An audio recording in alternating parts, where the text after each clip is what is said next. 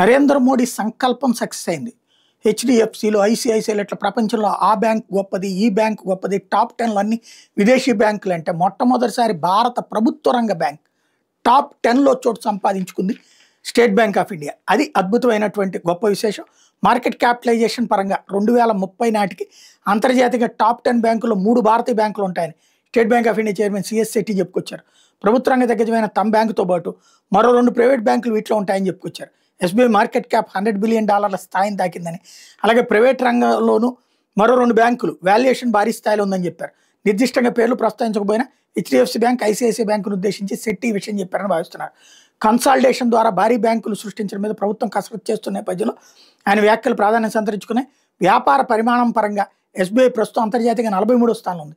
State bank of ఇండియాలో చేరేందుకు engineer గ్రాడ్యుయేట్లు బాగా ఆసక్తి చూపుతున్న నేపథ్యంలో సిబ్బందికి టెక్నాలజీ శిక్షణ వెచ్చించే సమయం గణనీయంగా తగ్గుతోందంటూ చెప్పుకొచ్చారు ఆయన.